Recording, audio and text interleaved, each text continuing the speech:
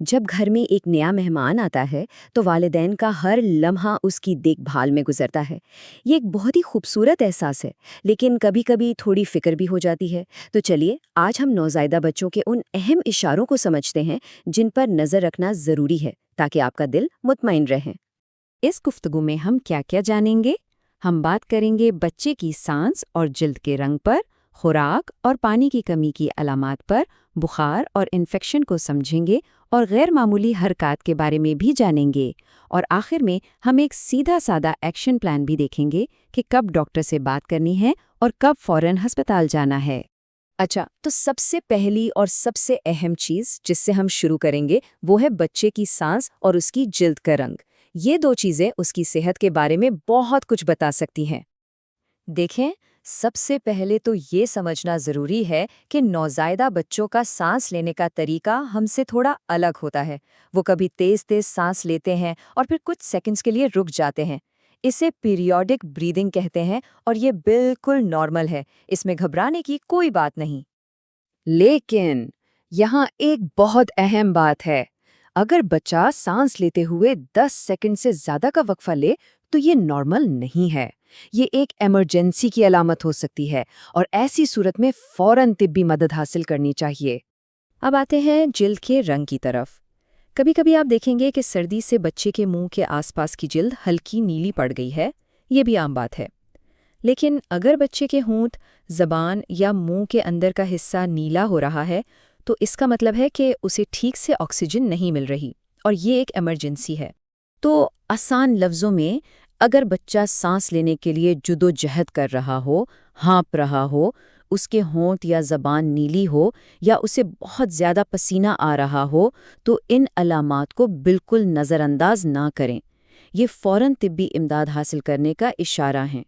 سانس کی طرح ہی بچے کی خوراک اور اس کے جسم میں پانی کی مقدار بھی بہت اہم ہے، اور اس کا اندازہ لگانے کا سب سے اچھا طریقہ بچے کے ڈائپرز پر نظر رکھنا۔ پانی کی کمی کی جو شروعاتی علامات ہیں وہ اکثر بہت معمولی ہوتی ہیں، جیسے ہونٹوں کا خشک ہونا یا پیشاب کا رنگ گہرا پیلا ہو جانا۔ اگر ان علامات پر شروع میں ہی توجہ دی جائے اور بچے کو ٹھیک سے فیڈ کرایا جائے تو مسئلہ وہیں حل ہو جاتا ہے۔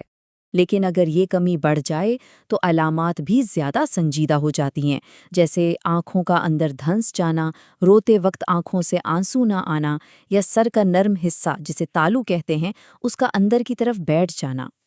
یہ سب شدید پانی کی کمی کی علامات ہیں اور یہ ایک میڈیکل ایمرجنسی ہے۔ تو علاج کیا ہے؟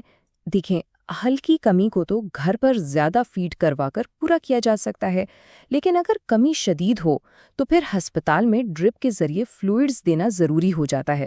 ہمارا اگلا اہم موضوع ہے بخار اور انفیکشن۔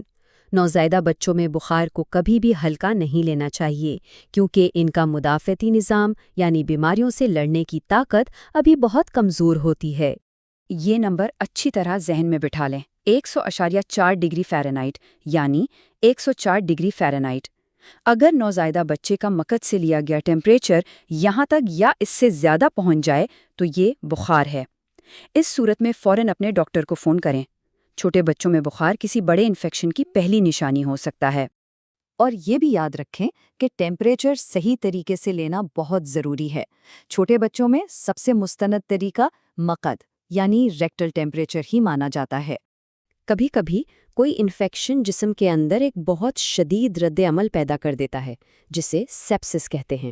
یہ ایک جان لیوا میڈیکل ایمرجنسی ہے۔ اگر بخار کے ساتھ ساتھ بچے کی جلد پر دھبے نظر آئیں، وہ بہت زیادہ سست ہو یا اس کا سانس بہت تیز چل رہا ہو تو ایک لمحہ بھی ضائع کیے بغیر ایمرجنسی جانا چاہیے۔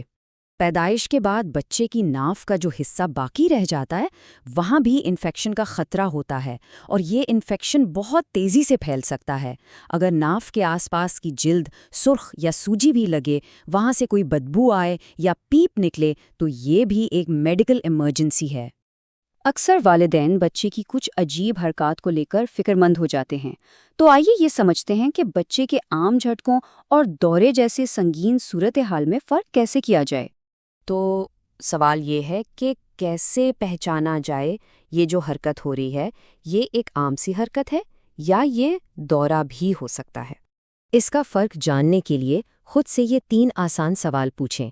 पहला, क्या ये हरकत किसी वजह से हुई, जैसे कोई तेज आवाज़?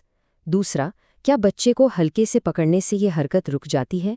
और तीसरा, क्या इस हरकत के दौरान बच्चे का रंग और सांस ठीक है? अगर हरकत खुद ब खुद हो रही है, पकड़ने से नहीं रुक रही और बच्चे का रंग भी बदल रहा है, तो ये तशवीश की बात हो सकती है। तो अब जब हमने इन तमाम अलामात को समझ लिया है, तो आखिर में एक वाज़ेह एक्शन प्लान बना लेते हैं। ये जानना बहुत ज़रूरी है कि कब सिर्फ डॉक्टर को फ़ोन करना काफ़ी है और कब सीधा इमरजेंसी की तरफ भागना है। ये वो सूरतें हैं जिनमें अपने डॉक्टर से मशवरा करना चाहिए। ये फौरी इमरजेंसी तो नहीं है, लेकिन इन पर तवज्जो देना लाजिम है। और हाँ, ये आखिरी नुक्ता सबसे अहम है। अगर आपका दिल कह रहा है कि कुछ ठीक नहीं है, तो डॉक्टर को फ़ोन करने में बिल्कुल ना हिचकिचाएं। और ये हैं वो रेड फ्लैग्स, यानी खतरे की वो अलामात जिनके ज़ाहिर होने पर बिना एक लम्हा ज़ाया किए फ़ौरन हस्पताल की इमरजेंसी जाना है। इन मामलात में इंतज़ार करना बच्चे के लिए ख़तरनाक साबित हो सकता है। और आखिर में बस ये याद रखें कि वालदैन की छठी हिस्स बहुत ताकतवर होती है। आप अपने बच्चे को सबसे बेहतर जानते हैं।